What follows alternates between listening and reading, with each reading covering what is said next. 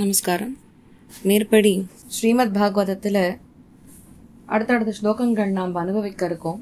தசம அத்தியாயம் 10ஆம் அத்தியாயம் 2ஆம் ஸ்கந்தத்திலே.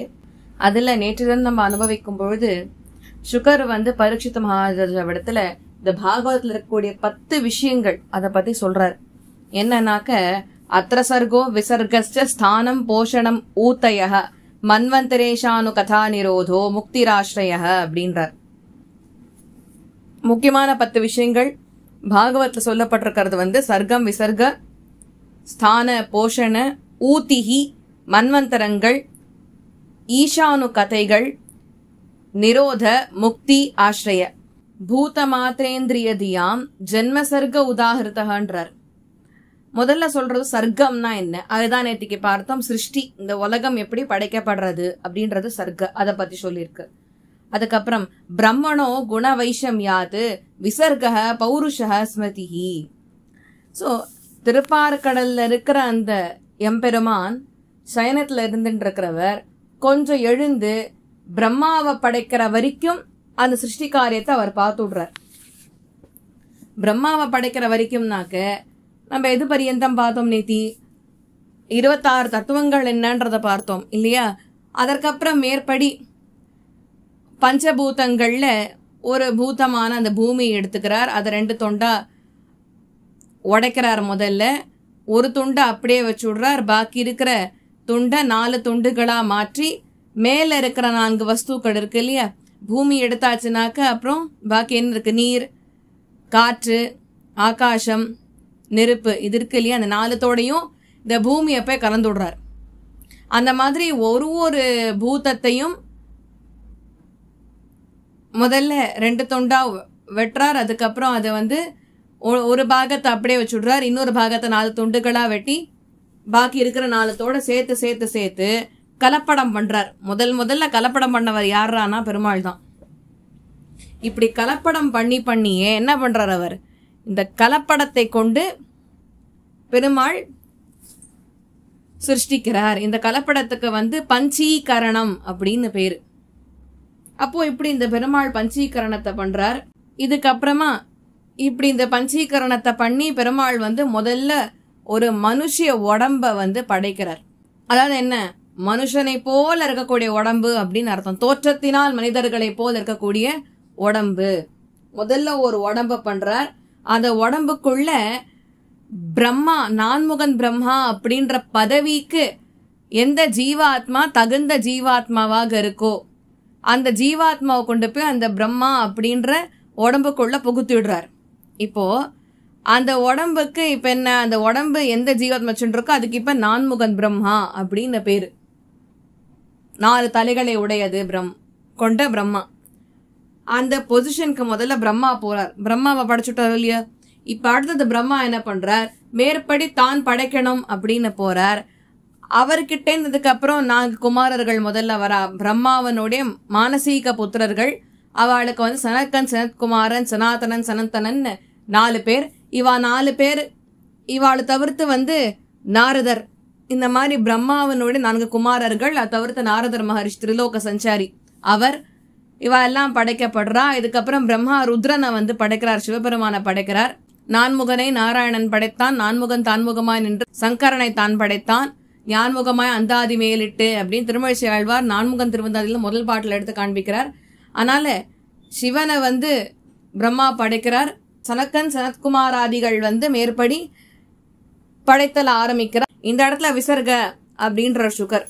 அடுத்தது ஸ்திதிர் வைகுண்ட விஜய போஷணம் ததனுகிரக மன்வந்தராணி சத்தர்ம ஊதய கர்மவாசனாக அப்படின்னு.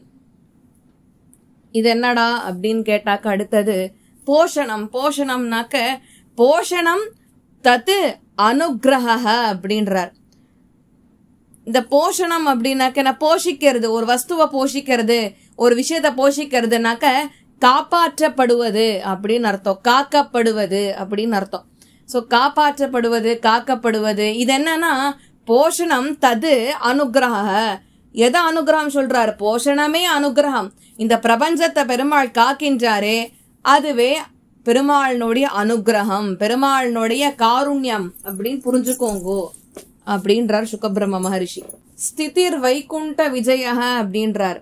ஸ்திதிஹி வைகுண்டஹ என்ன அர்த்தம் அப்படின்னாக்க, உண்மையான ஸ்தானம் எது அப்படின்னு கேட்டாக்க வைகுண்டம் தான். இந்த மொத்த பிரபஞ்சமும் பெருமாளால் படைக்கப்பட்டது. எதுக்காக?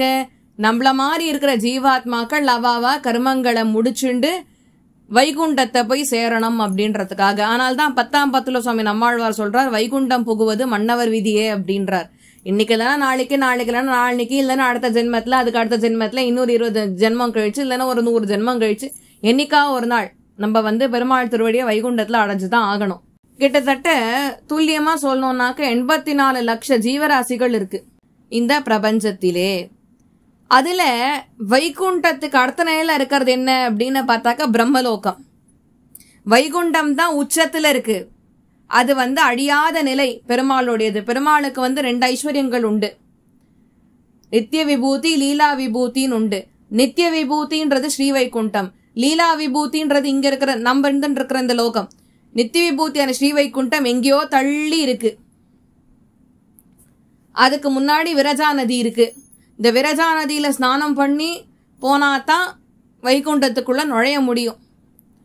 அது ஒரு பக்கம் இருக்க. வைகுண்டத்துக்கு கீழே என்னென்ன லோகங்கள் இருக்குன்னா, முதல்ல மேலேந்து சொல்லிட்டு வரைச்சு பிரம்மலோகம் இருக்கு. மேலேந்து கீழே பார்த்தோம்னாக்கா பிரம்மலோகத்திலேருந்து ஆரம்பிச்சு கீழே போகும்போது அத்தள, சுத்தள, வித்தள, ரசாத்தள, தளாத்தள, மகாத்தள, பாத்தாள வரைக்கும் இருக்கு.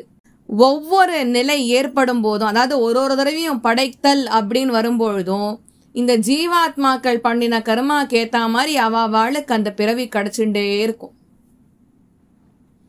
இந்த ஜென்மத்துல ஒருத்தர் நாயா இருக்கலாம், அடுத்த ஜென்மத்துல அவர் ஒரு பன்றியா மாறலாம், இல்ல ஏதாவது ஒரு பாகவதாள் சாட்ட மிச்சம், அதாவது உச்சிஷ்டம்னு சொல்லக்கூடியது அது, அதை அவ சாப்பிட்டா அப்படின்னாக்க அடுத்த பிறவி அவளுக்கு பிராமணால கூட கிடைக்கலாம். ஏன் இன்னும் பெருமாள் கருணை புரிஞ்சார் அப்படின்னாக்க வைஷ்ணவனா கூட பிறக்கலாம். ஆனால்தான் ஏற்கனவே ஔவையார் சொல்லிட்டு போயிட்டா, அரிதரிது மானிடராய் பிறத்தல் அரிதுன்னா மனுஷனா பிறக்கிறதே ரொம்ப ரேர், கஷ்டம், துர்லபம். அதுலயும் நம்ம பெரியவா என்ன சொல்றான்னா, வைஷ்ணவனா பிறவி கிடைக்கிறது அதோட துர்லபம் அப்படின்றா. ஏன்னா வைஷ்ணவனா இருக்கிறது ஒன்னும் அவ்வளவு சுலபம் இல்லை. முதல்ல அந்த 12 ஆதித்யர்கள் இடத்துல பக்தி பண்ணணும். அதுவே அவ எத்தனை ஜென்மங்கள் எடுத்து பக்தி பண்ணி முடிப்பான்றது தெரியல.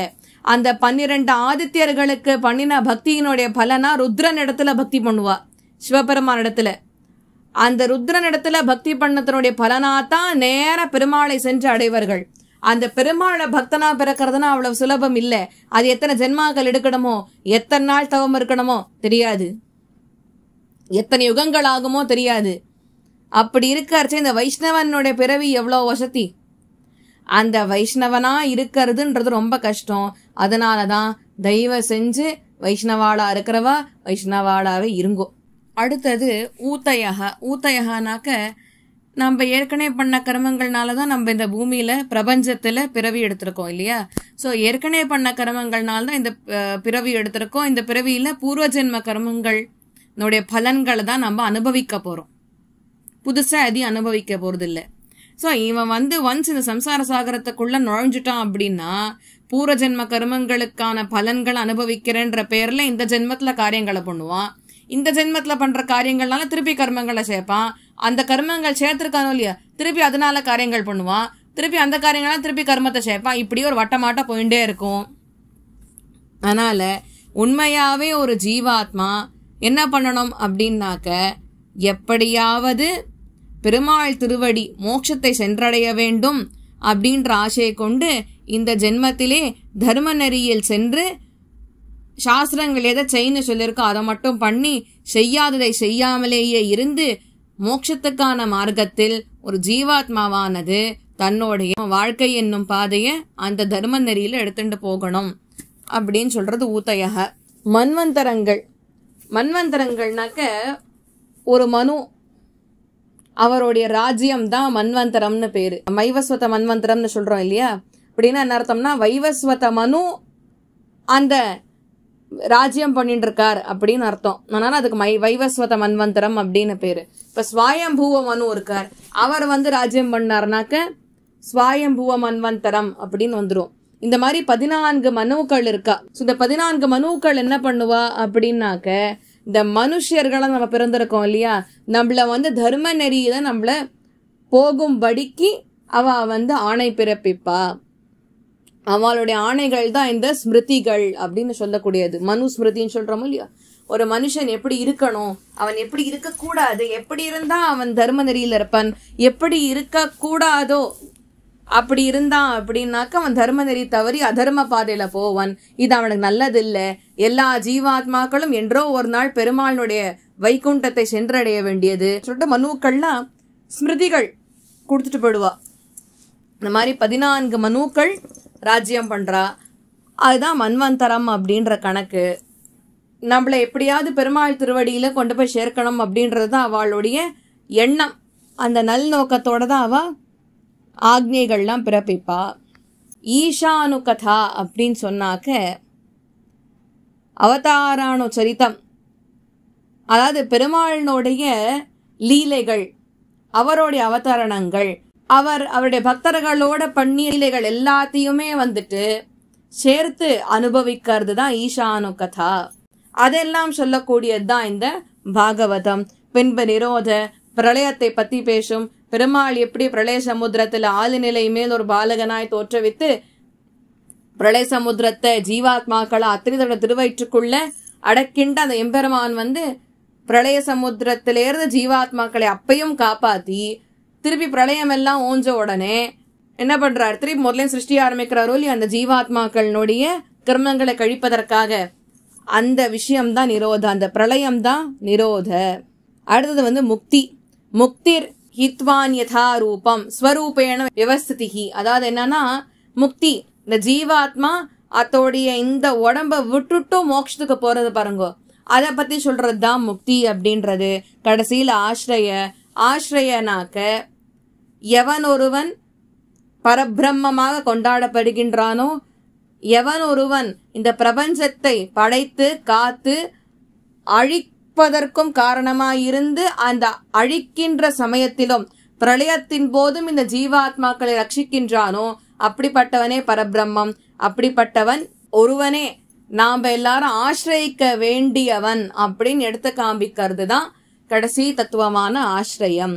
அடுத்தது வரக்கூடியது வந்து 3வது ஸ்கந்தம். அது அடுத்த வாரம் அனுபவிப்போம். சர்வம் ஸ்ரீ கிருஷ்ணார்ப்பணமஸ்து. ஏதேனும் பிழைகள் இருந்தா பெரிவான க்ஷமிக்கணும்னு பிரார்த்திச்சுக்கிறேன். நமஸ்காரம்.